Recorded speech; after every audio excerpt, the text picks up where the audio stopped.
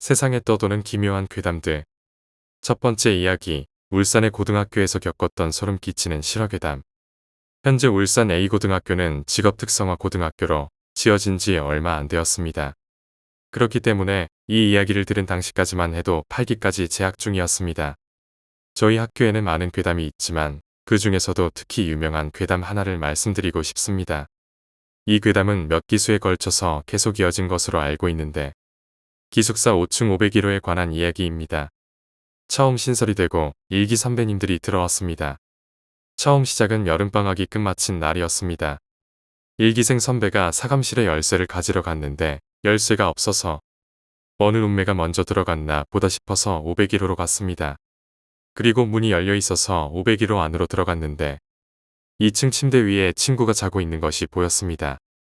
2층 침대 위에 팔과 다리가 빠져나와 있는데 머리가 보이지 않아서 그냥 자고 있는 줄 알았다고 합니다. 그런데 선배가 책상에 짐을 풀면서 보니 친구가 자는 사람치고는 너무 심하게 뒤척이는 것이었습니다. 아무래도 날 놀리려고 자는 척 하나 보다 싶어서 무시로 일관했는데 자세히 보니 팔은 하나인데 다리가 3개였습니다. 도저히 인간의 몸으로는 불가능했습니다. 여러 명이 있는 것도 아니었습니다. 분명 실루엣이나 크기는 사람 한 명이었습니다. 기괴한 팔과 다리가 계속 뒤적거리는 것을 보던 선배는 바로 방을 빠져나왔습니다. 그리고 문을 닫고 당장 기숙사 통로로 향했습니다. 501호는 앞에 있는 방이기 때문에 통로에서 안이 보였습니다. 통로에서 501호 창문을 바라보자 친구가 자는 모습은 보이는데 방 안에서 보았던 팔다리는 이불 밖으로 보이지 않았습니다. 몇 분 동안 멍하니 서 있던 선배는 용기를 내서 다시 방 안으로 들어갔는데 들어간 방 안에는 사람이 자다가 이불에서 빠져나온 것처럼 이불이 뒤집어져 있었습니다. 그 뒤로도 501호에 대한 괴담 이야기는 기수를 타고 쭉 이어졌습니다. 기숙사에서는 가위를 눌리는 경우가 많은데 특히 가위를 눌리는 정도가 501호가 가장 심하다고 합니다. 특히 2층 침대 중 에어컨 밑에 자리가 가장 심한데 초기 선배님께서는 결국 가위에 시달리시다 참지 못하고 무당을 불러 부적을 붙이셨다고 합니다. 그 뒤로 가위를 눌리는 일은 줄어들었으나 밤에 부적을 손톱으로 긁는 소리가 들렸다고 합니다. 그렇게 초기 선배님이 졸업하시고 그 뒤로 4기 선배님이 들어왔습니다. 시간이 지나 부적이 보기 흉해져 4기 선배님께서 그 부적을 떼어냈는데 자세한 사정은 모르지만 부적을 뗀 며칠 뒤 4기 선배님께서 병원에 실려가셨다고 합니다. 그리고 시간이 흘러 5기 선배님이 들어왔는데 5기 선배님의 어머니는 무당이셨습니다. 부모님이 기숙사를 둘러보시려고 5층의 선배님 기숙사로 같이 향해 가던 도중 5기 선배님의 어머니가 갑자기 501호에 잠시 멈춰 섰다고 합니다. 그것이 의아하게 느껴진 선배님께서 왜 그러냐고 묻자 어머니께서 혹시 이 방에 부적을 붙였다가 떼지 않았느냐고 물으셨습니다. 그걸 어떻게 알았느냐고 묻자 어머니께서 어느 한 여자아이가 아무렇지도 않게 방 안으로 들어가더라는 겁니다. 각 기숙사 방마다 쓸데없는 귀신 이야기가 많지만 501호에 나타나는 귀신은 딱 하나. 여자아이 한 명뿐이라고 합니다.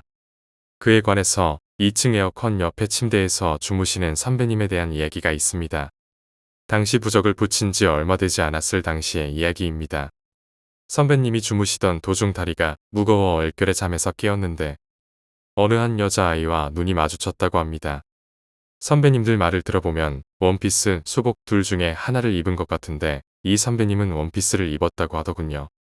선배님은 눈이 마주치셨지만 환각이겠지 싶어 다시 잠들었는데 다음날 일어나 보니 1층 침대에서 자는 친구가 소란을 떠는 게 이상해서 왜 그러냐고 물어보니 귀신을 본 게 신기하다는 것입니다. 웬 귀신이냐고 묻자 원피스를 입은 여자아이가 2층 침대에서부터 사다리를 타고 내려오는 것을 봤다고 합니다. 제가 들은 이야기는 이 정도이지만 501호는 실제로 부적이 붙어 있습니다. 방이 잠깐 폐쇄된 적도 있습니다. 참고로 저희 학교는 전교생 모두 기숙사에 들어갑니다. 그래서인지 귀신을 안 보고 졸업하는 학생이 없다고 합니다. 두 번째 이야기, 자취괴담. 자취했을 때의 이야기야. 대학생이 되고 통학을 하기엔 먼 거리이기도 하고 자취의 꿈이 있어서 자취를 하기로 결정했어. 방을 구하러 다니는데 보통 좋은 방은 2월쯤 다 빠지는데 난 너무 늦은 거야. 그래서 학교 바로 앞 자취방들은 포기하고 조금은 거리가 있는 곳으로 하기로 했어. 복덕방 아저씨가 한참 말이 없으시더니 혼자 쓸 거야? 라고 물어보시더라고. 그래서 난 당연히 그때는 대학교에 친구가 없으니 그렇다고 했어. 그리고는 좀 작은 방이 하나 있는데 방 크기가 작아서 잘 안 나가는 방인데 보겠냐고 하더라고. 그래서 어차피 혼자 살 거니까 상관없다고 그 방으로 가보기로 했어. 갑자기 차에 타라는 거야. 차 타고 5분 거리래. 그럼 걸어서 한 20분 정도니 괜찮다고 생각했어.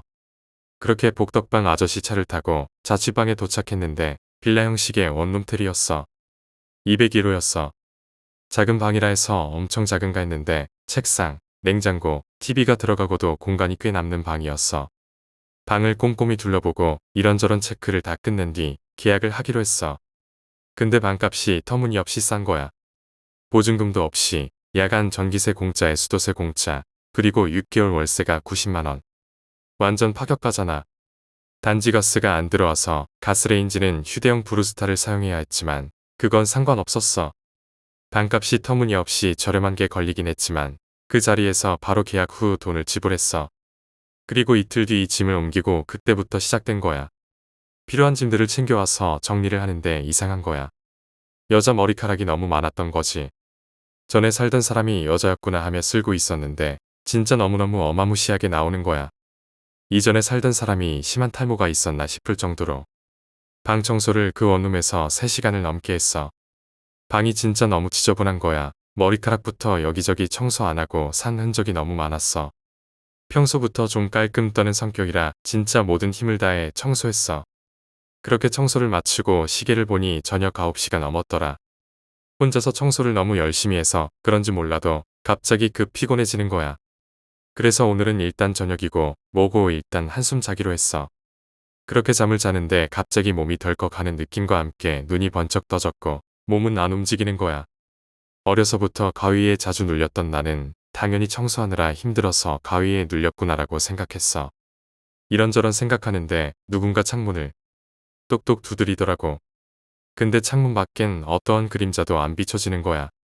내 자취방 창문 정면엔 가로등이 제대로 서 있어서 창문을 타고 가로등 불빛이 그대로 들어오다 보니 누군가 서 있다면 그림자가 100% 비춰진단 말이야.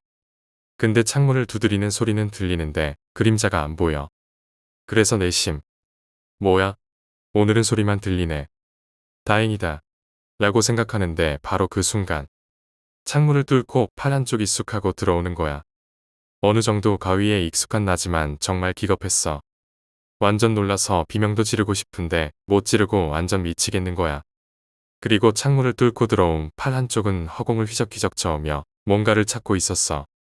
너무 놀랐는데 비명은 안 나오고 몸도 안 움직이는 상황에서 허공을 휘적휘적 저으며 뭔가를 찾는 팔의 모습은 정말 두려움을 한껏 증폭시켰어.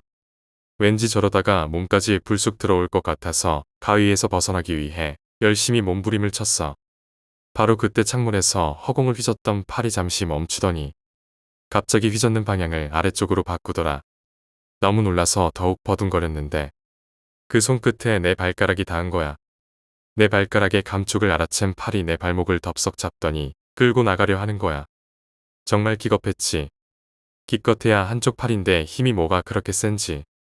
움직이지 않는 몸으로 어떻게 해서든 안 끌려가기 위해 안간힘을 쓰다가 겨우 가위에서 풀리게 되었어.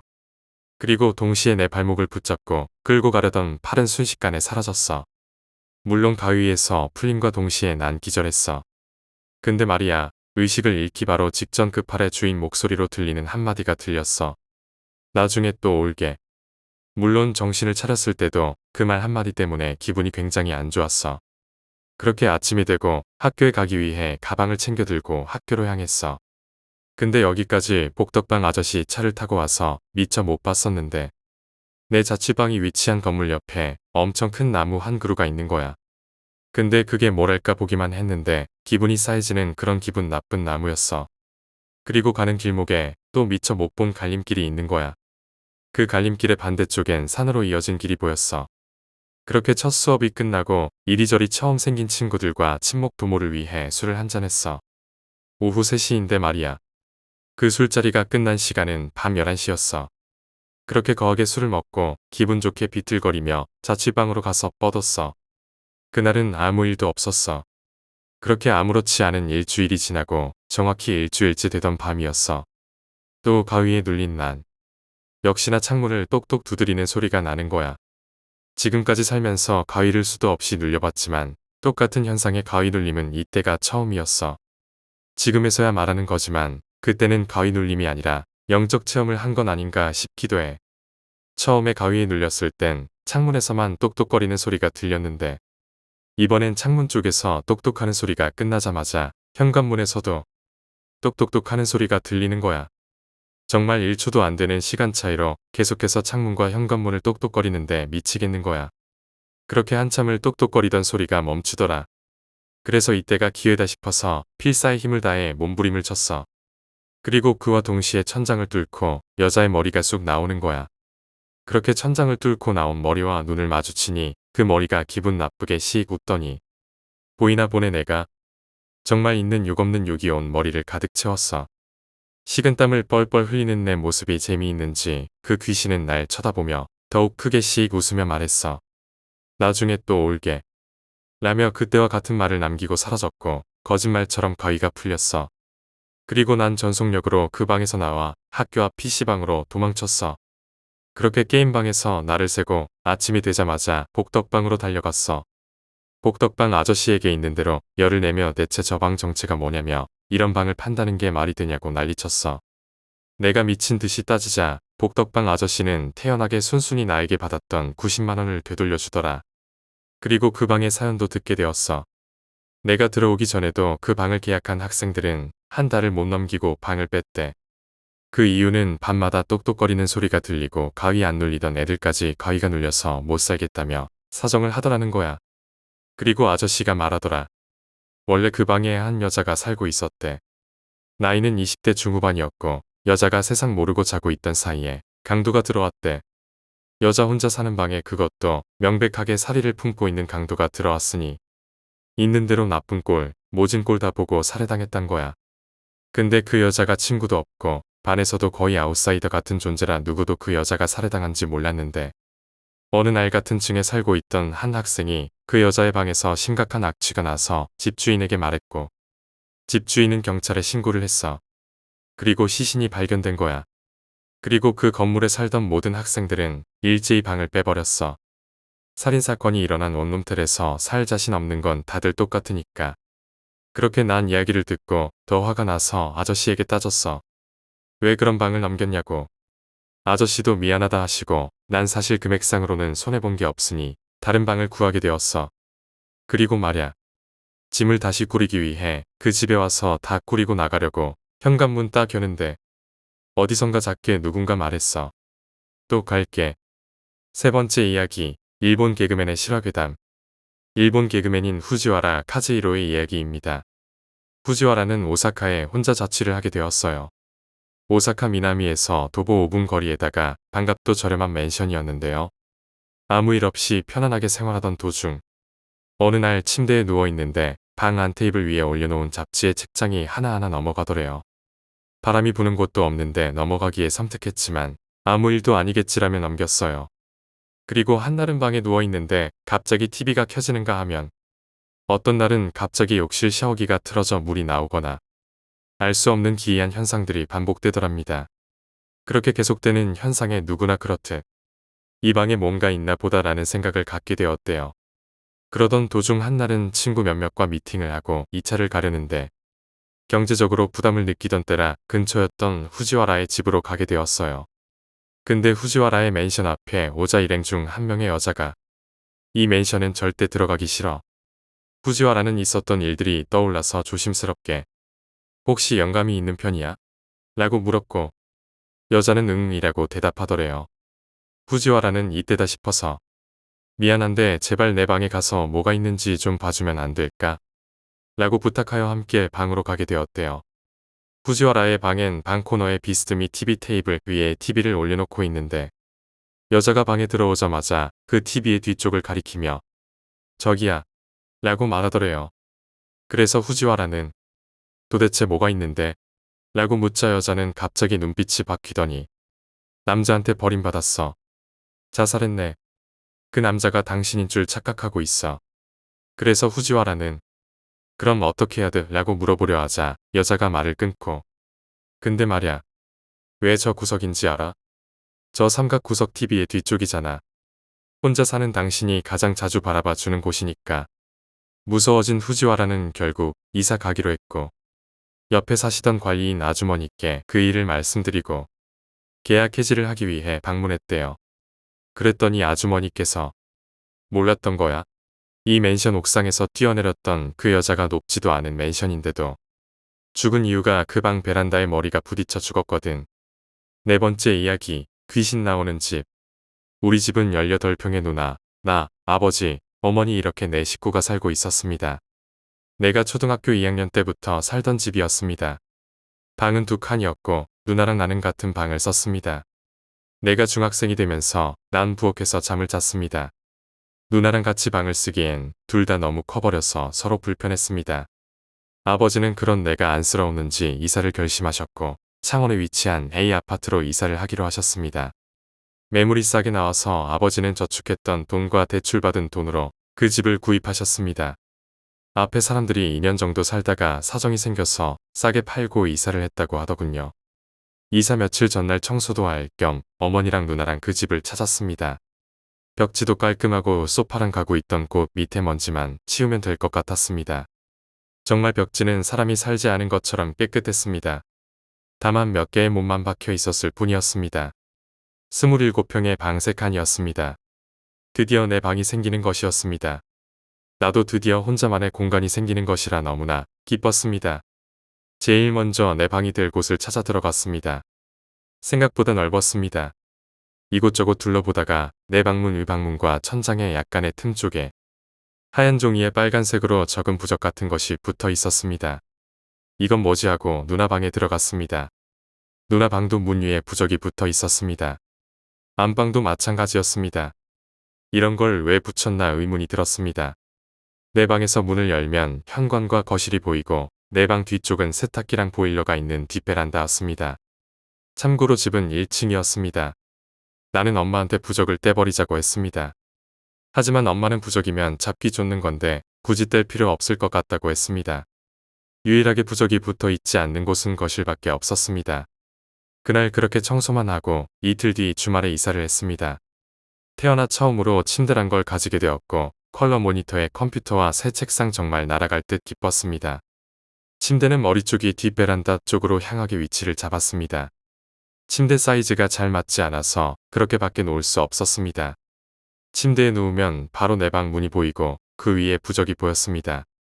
좀 거슬리긴 했지만 침대에 누워서 새 책상과 컴퓨터를 바라보니 언제 그랬냐는 듯 입가에 미소가 번졌습니다. 그렇게 고된 이사를 마치고 첫날 밤 너무 피곤한 나머지 일찍 잠이 들었습니다. 얼마나 잤을까? 난 고양이의 소리가 거슬렸지만 너무 피곤하여 혼잣말을 중얼거리고 다시 잠을 청했습니다. 한 마리가 아니었습니다. 고양이는 시간이 갈수록 모여들었습니다. 우리 집 1층 뒷베란다 밑쪽에 고양이들이 모여들고 있었습니다. 듣기 싫은 고양이 울음소리. 난 귀를 막고 다시 잠을 청했습니다. 그렇게 밤에 고양이들에게 시달리다가 일어나니 이사 몸살과 피곤함이 겹쳐서 컨디션이 영 아니었습니다. 이사를 했다고 친구에게 자랑을 했고 친구가 집에 놀러 왔습니다. 친구가 이사 선물로 조그만 토끼 한 마리를 선물로 주었습니다. 난 슈퍼에서 라면 박스를 구해서 그 안에 토끼를 넣었고 거실에 놓아두었습니다. 그렇게 친구는 돌아가고 그날 밤 아버지와 어머니는 웬 토끼냐며 냄새가 난다는 둥. 내일 가져다 주라고 호되게 야단을 치셨습니다. 난 순순히 그렇게 하겠다고 말씀드리고 내일 친구에게 토끼를 보내줄 생각이었습니다. 그날 밤은 고양이 울음소리가 들리지 않았습니다. 다음 날 아침 난 박스 안을 보고 너무 놀랐습니다. 토끼가 죽어 있었습니다. 다리를 쫙 펴고 난 토끼 다리가 그렇게 긴지 처음 알았습니다. 토끼를 잡았을 때 마치 돌처럼 딱딱하게 굳어 있었습니다. 이렇게 저렇게 토끼 시체를 땅에 묻고 찝찝한 마음에 집으로 돌아왔습니다. 현관문을 열려고 하는데 집안에서 여자들 수군거리는 소리가 들리더군요. 엄마 친구들이 놀러왔나? 혼자 그렇게 생각하고 현관문에 키를 꽂았습니다. 그런데 갑자기 떠들던 소리가 또 끊겼습니다. 난 문을 열지 않았습니다. 그렇게 문 앞에 서 있었습니다. 순간 다시 제잘거리는 소리가 들렸습니다. 분명 여자 목소리인데 무슨 말을 하는지 도통 알아들을 수가 없었습니다. 난 키를 돌리고 안으로 들어갔습니다. 다녀왔습니다라고 말했지만 집안은 조용했습니다. 아무도 없었습니다. 소름이 돋았습니다. 내가 피곤해서 몸이 허한가? 그냥 대수롭지 않게 생각하려 노력했습니다. 그날 밤 가족들과 식사를 하고 열심히 컴퓨터를 하다 보니 어느덧 11시가 되었습니다. 자려고 누운 지 얼마 지나지 않아 듣기 싫은 고양이 소리. 난 쫓아내야겠다고 생각하고 부엌에서 어머니가 이사하면서 버리려고 모아둔 잡동사니 사이에서 숟가락을 찾았습니다. 숟가락을 하나 들고 뒷베란다로 나가 창문을 열었습니다. 고양이 한 마리가 다소곳이 앉아서는 우리 집을 바라보며 야옹거리길래 난 저리 가라고 소리를 쳤습니다. 솔직히 고양이를 원래 싫어했지만 밤에 번뜩이는 눈으로 날 쳐다보는데 굳이 숟가락을 던져서 내쫓고 싶지는 않았습니다. 소리치면 도망가겠지라고 생각했습니다. 저리 가 라고 외쳤습니다. 고양이는 가만히 앉아서 아무렇지 않게 소리내고 있었습니다. 나는 힘껏 숟가락을 던졌습니다. 난 것만 주려고 했는데 고양이 머리에 정통으로 맞아버렸습니다. 고양이 특유의 그 찢어지는 듯한 고음을 내며 옆으로 넘어지더니 바로 일어났습니다. 무슨 일이 있었냐는 듯 머리에 피를 흘리며 날 쳐다보는 건지 우리 집을 보는 건지 다시금 울기 시작했습니다. 그때 저기 끝에서 고양이 2마리가 설렁설렁 걸어와서 그 고양이 옆에 나란히 앉더니 무서운 눈으로 쏘아보며 같이 울기 시작했습니다. 피 흘리면서도 울어대는 그 고양이들 때문에 약간의 두려운 마음도 있고 고양이 때문에 부모님들 깨웠다간 왠지 욕먹을 것 같기도 하고 찝찝한 마음을 뒤로하고 침대로 와서 누웠습니다. 그렇게 눈을 감고 얼마나 지났을까. 잠이 들었습니다. 꿈이었습니다. 근데 난 내 방 침대 위에 누워 있었습니다. 정말 신기했습니다. 하지만 내가 지금 꿈을 꾸고 있다는 걸 알 수가 있었습니다. 난 똑같이 내 방 침대 위에서 잠을 깼고 원래 사람이 꿈을 꾸면 진짠지 꿈인지 구별을 못하는데 그땐 내가 꿈을 꾸고 있다는 걸 확실히 알 수 있었습니다. 난 뭐 때문인지 일어나 내 방 방문을 열었습니다. 난 얼어붙었습니다. 거실에는 관이 하나 놓여 있었습니다. 난 멍하니 서서 그 관을 쳐다보았습니다. 얼마나 지났을까 관 뚜껑이 스르르 열리더니 웬 여자 한 명이 정말 힘겹게 관에서 나오는 것이었습니다. 검은 원피스를 입고 일어선 그녀는 거실에서 두리번거리며 뭔가를 찾고 있었습니다. 그녀가 내 방 쪽을 바라볼 때 난 그녀 얼굴을 볼 수 있었습니다. 웃고 있었습니다. 허나 그녀는 바로 고개를 돌리며 뭔가를 찾고 있었습니다. 내가 안 보이는 게 분명했습니다. 난 내 방에서 계속 그녀를 쳐다보고 있었습니다. 그녀는 계속 뭔가를 찾고 있었습니다. 근데 그 웃는 모습 그 얼굴 표정에 아무런 미동도 없었습니다. 마치 탈을 쓴 것처럼 억지로 지어내는 미소 그 표정은 한순간도 변하지 않았습니다. 거실을 계속 돌아다니는 그 여자, 그때의 그 공포. 나를 보지는 못하지만 난 그 공포를 잊을 수가 없습니다. 그렇게 얼마나 지났을까? 난 잠에서 깼습니다. 참 더러운 꿈입니다. 말 그대로 기분도 더럽고 짜증이 났습니다. 그렇게 학교를 다니면서 간간히 고양이의 소리를 들으며 이젠 익숙해지던 2달 정도 지났을 무렵 그날 밤도 난 꿈을 꿨습니다. 그 더러운 꿈. 난 똑같이 꿈속에서도 내 방에 있었습니다. 그날 역시 난 그것이 꿈이라는 것을 바로 알았고 나는 내 침대 위에 있었습니다. 설마 있겠어 없을 거야라고 생각하고 난 내 방 문을 조금 열고 빼꼼히 거실을 쳐다봤습니다. 관은 없었습니다. 하지만 그 여자는 있었습니다. 그때와 똑같은 표정으로 여전히 거실을 배회하고 있었습니다.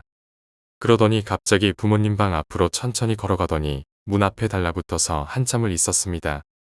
얼마나 있었을까 다시 뒤를 돌아 누나 방 쪽으로 걸어가더군요.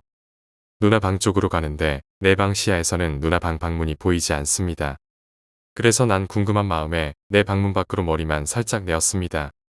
그 여자는 누나 방 방문에 붙어 여전히 서 있었습니다.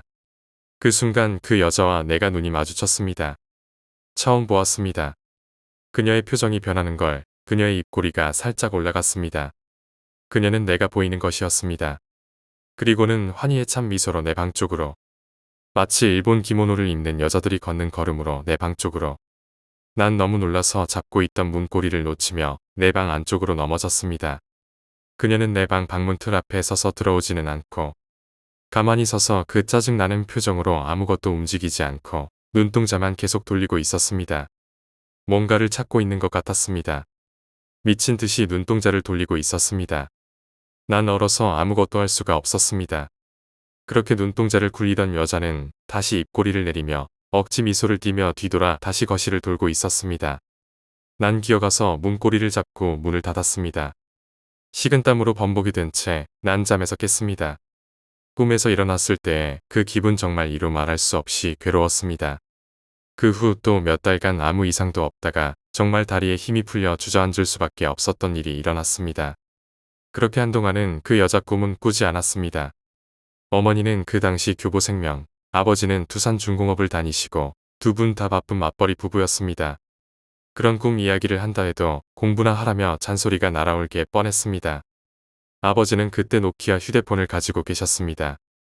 그 당시 휴대폰은 130만 원 정도 했었고 어디에서나 전화를 할 수 있다는 것이 엄청 신기하고 그런 휴대폰을 가지고 다니는 아버지는 왠지 멋져 보였습니다. 아버지가 퇴근 후 밥을 먹고 아버지는 산책을 하신다고 밖으로 나가셨습니다. 어머니는 집 전화기 어디 갔어? 라고 말했습니다.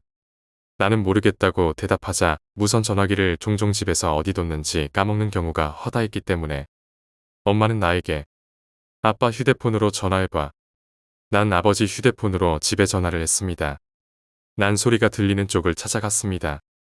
거실 소파 쪽에서 들렸습니다. 분명 소리는 나는데 보이지가 않았습니다. 구석구석 훑어보는데 소파 등받이와 쿠션 틈에 집 전화기가 끼어 있었습니다. 엄마, 전화기 여기 있어요. 난 휴대폰을 귀에 대고 어머니에게 말하는 도중에 전화를 받았습니다. 내 눈앞에 소파에 꽂혀 있는 집 전화를 누가 받았습니다. 다리에 힘이 풀렸습니다. 누구세요? 라고 물어보자 알아들을 수 없는 소리가 들려왔습니다. 난 멍하니 휴대폰을 귀에 대고 정신 나간 사람처럼 서 있었습니다. 내가 몇 달 전에 현관 앞에서 듣던 알아들을 수 없던 여자 소리 그 소리였습니다.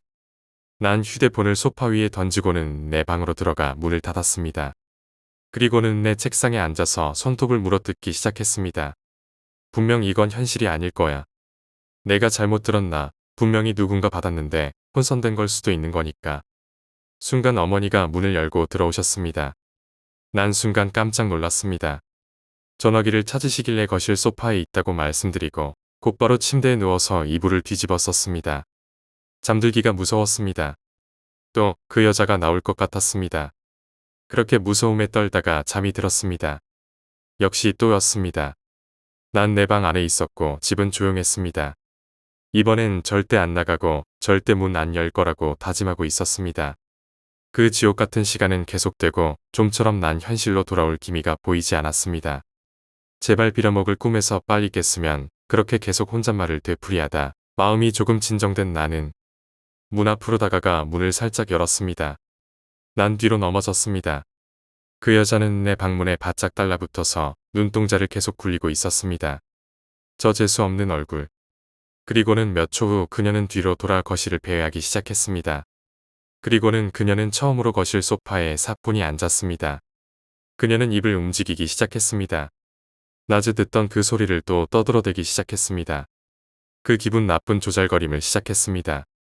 심장은 미친 듯이 뛰고 난 꿈에서 깼습니다. 이렇게 살다가 죽을 것 같아서 그날 저녁 난 아버지 어머니에게 이야기를 했습니다. 난 이사 가자고 말했습니다. 어머니 아버지는 별일 아닌 듯 맨날 늦게 자서 그렇다고 일찍 자라고 하셨습니다. 난 정말 죽을 것 같은데 아무도 내 이야기를 심각하게 받아들이지 않았습니다. 그 후 그 여자는 보이지 않았습니다. 6개월 정도가 지난 어느 날 6개월이란 시간은 그 모든 것을 잊기에는 충분한 시간이었고 고양이 울음소리 따윈 그때마다 이어폰을 끼고 자는 걸로 해결했습니다. 누나랑 부모님께 고양이의 소리 안 들리냐고도 물어봤지만 뭐 그닥 귀 기울여서 듣지 않으면 잘 안 들리니 신경 안 쓴다고 하더군요. 내 방에선 더럽게 잘 들리는데 암튼 어느 날 아버지가 술에 잔뜩 취해서 새벽 1시쯤 집에 들어오시더니 거실 소파에 바로 쓰러져 버리셨습니다.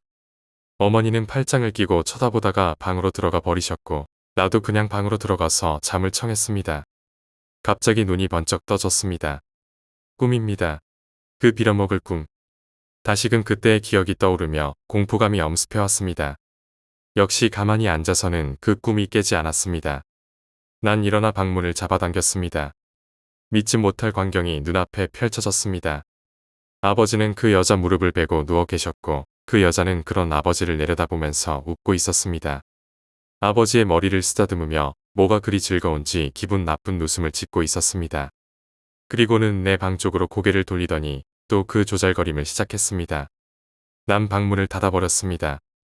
어제 도대체 어떤 년이랑. 엄마가 소리쳤습니다. 뭔 헛소리야. 아빠가 소리 지르며 곧이어 우당탕탕 문 밖에서 싸우는 소리가 시끄럽게 들려왔습니다. 난 놀라서 잠에서 깼습니다. 어머니는 아버지에게 막 화를 내셨고 아버지 역시 그런 어머니에게 소리를 지르고 계셨습니다. 현실도 지옥이구나. 그렇게 어머니 아버지의 싸움은 일주일이 계속되었고 아버지는 집을 나가셨습니다.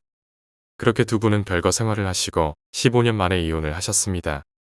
한참이 지난 후에 들은 이야기지만 어머니는 그때 밤마다 아버지가 거실에서 다른 여자랑 껴안고 있는 꿈을 꾸셨다고 합니다. 그게 계속되다 보니 그것이 현실인지 꿈인지 구별 못할 정도의 의부증이 생겼고 아버지는 집에 오는 것이 싫어서 계속 늦게 오시던지 외박을 하셨습니다. 어머니의 폭언과 싸움은 계속되었고 참다 못한 아버지는 집을 나가신 것입니다. 아버지는 시골 할머님 집으로 들어가셨고 그렇게 두 분은 10년 넘게 얼굴 한번 보시지 않고 누나를 결혼시키고 작년에 내 결혼식을 마지막으로 이혼을 하셨습니다. 솔직히 그때는 난 아버지에게 무슨 사고가 생기지 않을까 걱정이 되었습니다. 불행 중 다행이라 해야 하나 아버지에겐 아무 일이 없었고 그 후로 아버지는 그 집에서 볼 수 없었습니다. 아무튼 그렇게 아버지는 집을 나갔고 달마다 아버지는 우리에게 생활비를 보내주셨습니다. 난 고등학교에 진학했고 누나는 대학에 진학해서 별리서 공부를 하다 외국으로 1년짜리 어학연수를 떠났습니다. 집에는 어머니랑 나 둘뿐이었습니다. 집에 혼자 있는 시간은 많아졌습니다. 어머니가 어느 날 너도 혼자 있고 심심할 텐데 우리 도개 한 마리 키울까? 나도 심심하고 혼자 있을 때 기분도 찝찝하고 있으면 나쁘지 않을 것 같다고 했습니다. 어머니는 다음날 요크 셔틀리어 한 마리를 가지고 오셨고 신나게 데리고 놀다가 그날 밤 낑낑 소리에 잠에서 깼습니다. 개가 앓는 소리를 내면서 현관문을 벅벅 긁고 있었습니다. 밖으로 나가려고 하는 것 같았습니다. 내가 방문을 열자마자 내 방 쪽으로 뛰어들어와서는 책상 밑으로 들어가 숨어버렸습니다. 그렇게 개와 나는 혼숙을 했습니다. 아침에 학교 가려고 현관문을 열었을 때 그 개는 미친 듯이 밖으로 뛰어나와 달아나 버렸습니다. 미처 내가 잡을 틈도 없이. 그렇게 하루 만에 또 친구를 잃었습니다. 그 후 난 거의 이틀에 한 번꼴로 그 여자를 만나야 했습니다. 그녀의 모습을 확인하지 않으면 난 그 꿈에서 깰 수가 없었습니다. 허나 그녀는 내 방 앞에 서 있지 않았습니다. 항상 어머니 혼자 주무시는 방에 달라붙어서 떨어지질 않았습니다. 난 걱정이 됐습니다. 혹시 엄마한테 안 좋은 일이 생기지 않을까. 난 다음날 밤에도 그 꿈을 꿨습니다. 문을 여니 어머니 방 앞에서 또 뭐라고 조잘거리고 있었습니다. 난 어머니가 걱정이 되어 내 방 밖으로 나와 거실에 섰습니다.